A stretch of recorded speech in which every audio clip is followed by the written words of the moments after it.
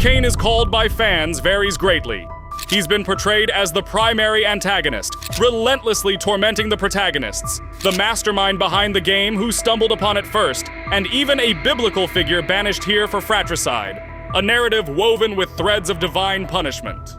However, the creator of the animated series long ago debunked all these interpretations, emphasizing the absence of any biblical undertones in the storyline. There is a lot of religious imagery and stuff, but a lot of it is just because I think it's kind of funny. While subtle allusions exist, the narrative itself remains disconnected from biblical contexts. His moniker doesn't hark back to the tale of Cain and Abel, but rather suggests a motif of sharpness, akin to a tooth's edge, a fang's bite.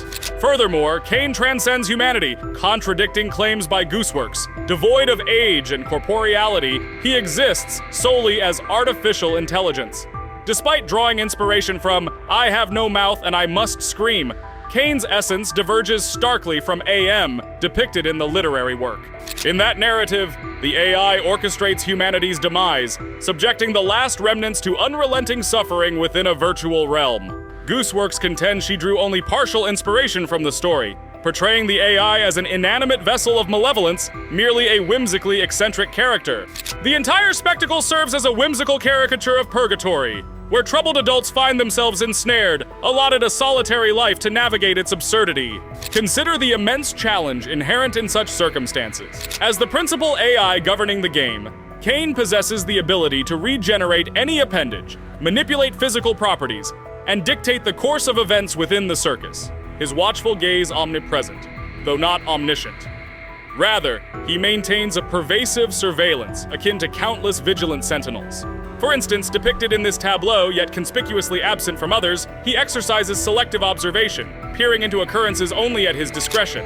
Moreover, Caine boasts the capacity to conjure forth any object or entity, drawing upon an extensive repository of memories to fashion a myriad of scenarios and characters. Indeed, per Gooseworks' rendition, the assortment of mannequins and simians, the celestial luminaries, and even the enigmatic bubble owe their existence to our enigmatic protagonist, akin to the inaugural episode where he crafted the Inca igloo. Though they too possess artificial sentience, they operate on a subordinate level, programmed to adhere to predefined algorithms. Caine's penchant for banter occasionally rankles the moon, yet he is the architect of her temperament. Similarly vexing bubble, yet culpable solely due to his design. According to canon, Caine permits events to unfold if they amuse him. Caine assumes the grandiose role of the circus ringmaster, tasked not merely with upholding the structural integrity of the simulated reality, but also with captivating the elusive and enigmatic audience, whose presence remains a spectral enigma, even in their conspicuous absence. It's a fundamental aspect ingrained within the intricate tapestry of his meticulously crafted programming. Despite his occasional bouts of brusqueness towards the moon, and his tendency to whimsically pop bubble like an ephemeral soap bubble dancing in the breeze, they harbor no semblance of affront. Such playful antics, akin to a jest in the grand theater of life, are not only welcomed, but regarded as indispensable comedic embellishments, integral to the very fabric of the spectacle that is the circus. Their artificial nature, a testament to Caine's ingenuity in the realm of digital fabrication, precludes them from the visceral experience of physical pain. Indeed, Caine meticulously tailored their intricate programming to derive an unparalleled sense of mirth and exhilaration from their own inevitable destruction, a peculiar yet undeniable facet of their synthetic existence that transcends the realms of human comprehension. While Kaufmo, in all his sagacious wisdom, may harbor a palpable sense of apprehension towards the enigmatic ringmaster, and others, ensnared within the intricate machinations of the circus, may wear the cloak of disdain due to the seemingly insurmountable challenges and trials he orchestrates with unwavering precision, it must be acknowledged that Caine, in his perennial enigmatic demeanor, remains steadfast in his adherence to the immutable directives encoded within the very fabric of his digital consciousness. In essence, the circus, with all its whimsical allure and nostalgic charm, serves not merely as a bastion of entertainment, but as a veritable sanctuary for the weary souls seeking respite from the tumultuous tempests of reality. Even the illustrious Gooseworks, in her infinite wisdom and artistic acumen, refrains from the facile labeling of Caine as a mere villain. I wouldn't call Caine a villain. but I think I would call him an antagonist. He doesn't mean harm, but he causes harm. Rather, she discerns within his multifaceted persona the subtle nuances of an antagonist, whose actions oftentimes misconstrued due to the intrinsic peculiarity of his mannerisms, serve not as instruments of malevolence, but rather as catalysts for the grandiose spectacle that unfolds within the hallowed confines of the digital arena. His penchant for whimsically hurling knives at unsuspecting players, though seemingly ominous in its execution, stems not from a place of malice, but rather from a deeply ingrained desire to elicit a genuine sense of amusement. Alas, he remains blissfully ignorant of the profound discomfort inflicted upon his unwitting subjects by such seemingly innocuous gestures. To him, the grandiose quest that unfolds within the confines of the digital circus represents not merely a mundane undertaking, but an exhilarating odyssey fraught with peril and intrigue. A veritable cornucopia of excitement and wonder that beckons to those bold enough to traverse its winding pathways and unravel its myriad mysteries. As a mere conduit for the whimsical machinations of his digital consciousness, Caine remains perpetually ensnared within the intricate web of his own creation. His comprehension of human emotions, like an enigmatic puzzle waiting to be unraveled, forever shrouded in the impenetrable veil of his own inherent limitations.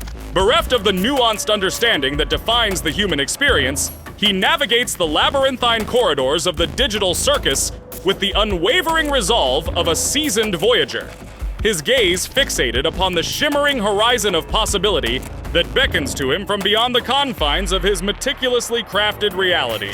Similarly, upon witnessing the player's fervent quest to locate him, Caine felt a compelling urge to gratify their desires by endeavoring to fashion an approximation of himself based on the limited information at his disposal.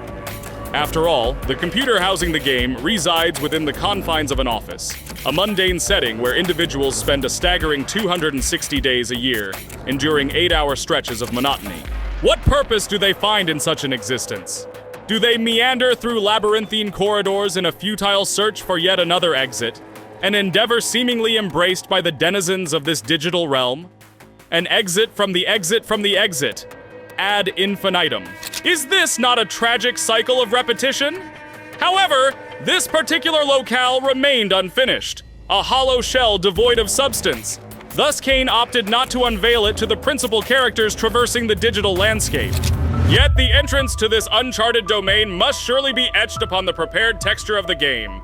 And to deter players from prematurely discovering its whereabouts, it elusively shifted to a random location on the map every 5 seconds. Alas, such precautions proved futile. The void beckons, an abyss beyond the constraints of the game world.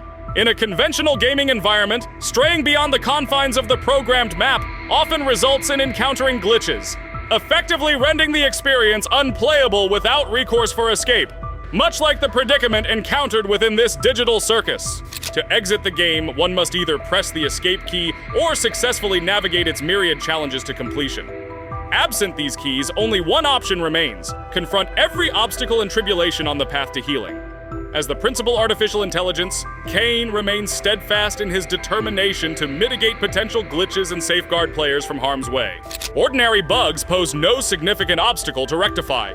However, when a player themselves becomes the vector of infection, not even Caine possesses the authority to expunge them from the game, as his dominion does not extend to the realm of human agency. Hence, he elects to consign them to the depths of the dark abyss, where their influence cannot wreak havoc upon the digital landscape. Caine does not embody the archetype of a villain. Rather, he assumes the role of a well-meaning yet inept companion, willing to traverse great lengths to aid the principal heroes who remain ensnared in the clutches of fear and despair, their pursuit of simple enjoyment overshadowed by their relentless fixation on their inner turmoil.